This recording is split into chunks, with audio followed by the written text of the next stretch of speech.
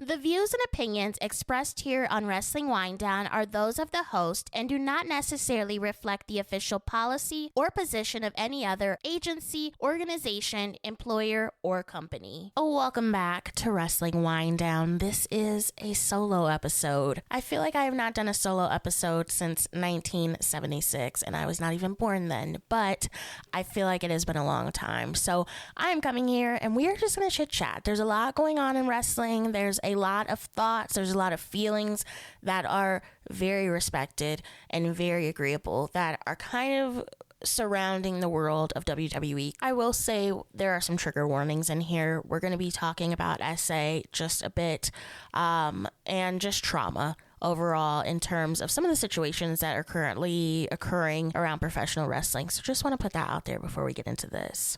WWE has brought back Brock Lesnar. This is something that does not sit right with me. And watching it on Peacock last night felt like I had been bamboozled. And I'm sure a lot of people felt similar emotions, maybe different emotions. There's been a lot of emotions just overall with the entire thing. Brock Lesnar is currently listed in a lawsuit that is from a former WWE employee.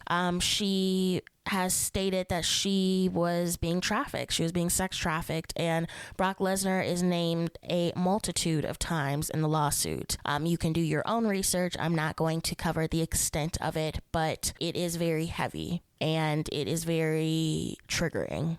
So keep that in mind.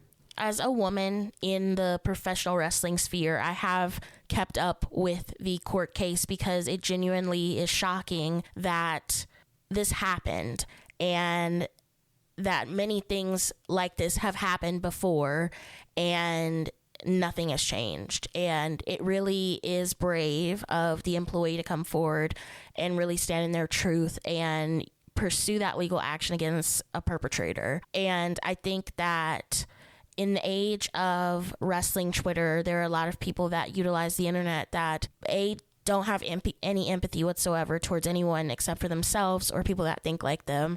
And B, there are people that are ignorant. There are people that don't understand articles. There's people that read but don't comprehend. There's that sector as well. You know, the internet provides a space for those type of people to spew hate, spew all types of things when it comes to women sharing their experiences, people sharing their experiences that might not necessarily fit the narrative. Seeing Brock Lesnar back at SummerSlam was jarring. Just watching it and just seeing that, I couldn't stop trying this cycle as to why someone thought that'd be a good idea to bring him back. Especially since he is, again, named in an active lawsuit. Furthermore, the lack of accountability in terms of having someone of this notoriety currently in your company again, returning at one of your biggest events of the year, but it also coincides with you deciding to stop press conferences where individuals, whether they're with news organizations, whether they're content creators, etc., the press room, have access to you, have access to WWE wrestlers to ask questions. And obviously, they shouldn't be asking the wrestlers, right? Because it's not technically their situation. But you do want to ask the man that's in charge of everything, hey, what's going on here? They've taken that ability away.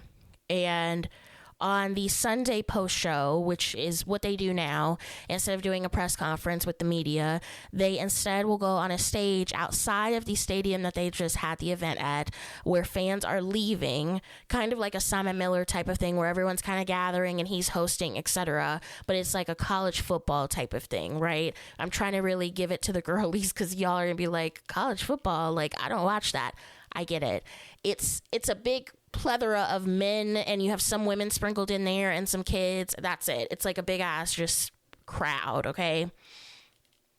You have that, and then you have an elevated desk, a little glass desk, you know what I'm saying? It can fit 5 or 6 people in there. You have Big E last night. You had Pete Rosenberg. You had whatever guest was on. So Naomi was on, Triple H was on, Cody was on, Dominic Mysterio was on, and then Solo Sikoa was on as well. So you have all those people that are kind of rotating, and then you had the other broadcaster. I can't remember his name off the top of my head, but he is very sharp. him. You have him over there.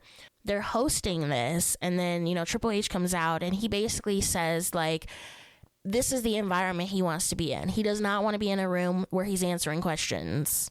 Huh? So you don't want people to ask you questions because you don't want to be held accountable for the actions that just occurred, 20, 30, maybe an hour ago? Okay. That's strange to me. I do appreciate that fans are going online, though, and they're kind of like, hey, this is not acceptable.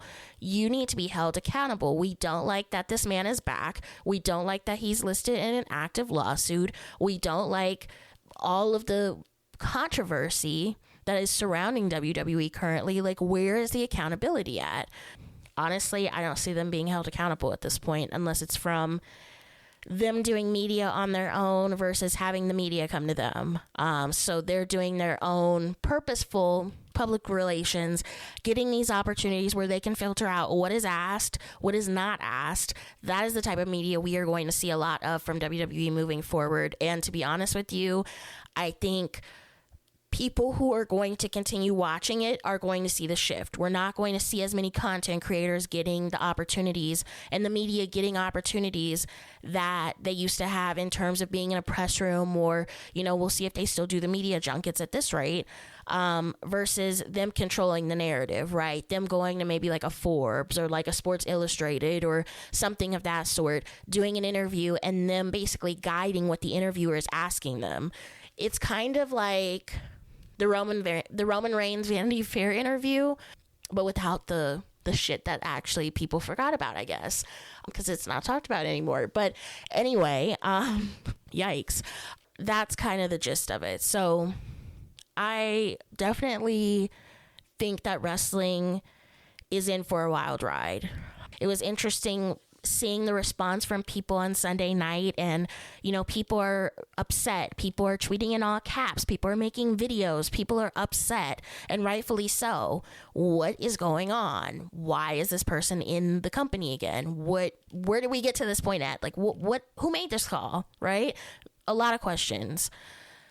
You had that response, and instead of just like, I don't know, addressing it, they're just going to run with it. They're just going to run with the controversy. And I don't know.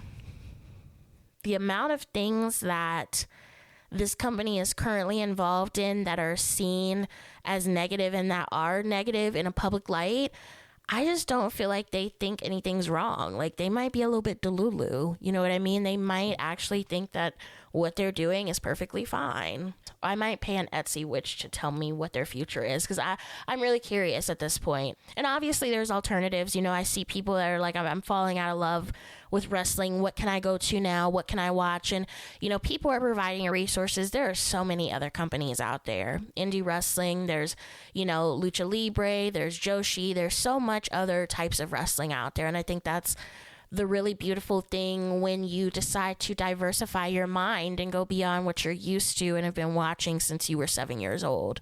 Once you see that wrestling is something that is worldwide, and it's just so beautiful to see the mixes of cultures and different things like that, I feel like that's what people need. Let's touch grass and let's watch something other than the main wrestling company.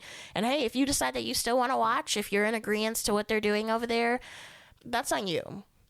If I saw you tweeting on Sunday night saying you weren't watching again, and you were on Twitter.com on Monday talking about hashtag WWE Raw, guess what? Hashtag noticing. I think it's fairly fine to keep up with your favorite wrestlers and, maybe find clips online of what's going on. But I think a lot of people are also forgetting that if you go and stream WWE on YouTube, you are still technically funding them, because they are more than likely getting paid for the amount of views that they are getting per video. So you are still providing some type of financial gain to this company that you don't want to support anymore. So it goes beyond watching it live on television. It's also a go watch it on YouTube type of thing. They're still going to make some type of profit. In terms of like pay-per-views or like PLEs, obviously they don't put them on DVDs anymore. So it's like you're going to have to pay Peacock or whatever if you want to watch that, and you're still putting money in their pocket. pallets. And I've seen people say, I'm going to stop using Peacock. I just canceled my Netflix subscription. Baby, do you know that there's more than wrestling on Netflix? I could give you a whole list. Let's start with Insecure. Let's work our way down. Like, there's no need to cancel your Netflix membership just because you don't want to watch WWE anymore. And again, that goes back to what I just said. Let's diversify our palettes. Let's watch something other than wrestling. There's other stuff out there. But like I said, I just think that this Brock Lesnar call, having him come in and be involved with John Cena, my goat, which now people are saying it was John Cena's idea that he should bring in Brock Lesnar, they should bring in Brock for John Cena's retirement tour, that makes my head hurt. I have not fully processed that yet as a John Cena girly, so I have no comment at this point. I'm very disappointed. That's all I can really say. I hope it's not true, but we don't know. There's reports coming out. There's all types of stuff coming out. The one thing that I want to know is, are the women okay? Are the women going to be okay in that locker room? What if they feel uncomfortable? What if they don't want to be back there? Is their job on the line because they don't want to be around someone that is named in an active lawsuit? I don't know. You tell me. My 12-minute rant is over. This has been a wonderful podcast. If you haven't already, please check us out at WWDCAST on Twitter and Instagram. We also have a TikTok as well. You can find our merchandise that has Bad Bitches Love Wrestling, Hot Girls Watch Wrestling, all of the cutesy merch shopped at WrestlingWineDownLV.com. I just want to say it has been so amazing to see so many beautiful individuals all over the world wearing my designs at different shows, at different PLEs, at different conventions. It means so much. Being somebody that has loved wrestling for so many years now and always wanted an alternative of something that fit me as a girl, whether it was pink, whether it was cursive writing, whether it was, cute designs. Being able to create that now and seeing women be confident and loving wearing the designs, it really does mean a lot. I'm glad that I can be a piece to your wrestling puzzle when you're meeting your favorite superstars or people that you've looked up to your entire life. So thank you for letting me be involved in that journey. Well, we will chat soon. There's a lot coming up. Wrestling's going to be interesting. Put your seatbelt on, okay? Make sure you're hydrated. Make sure you're taking your vitamins. Vitamin C serum, especially in the summertime, okay? Stay safe out there. Cheers!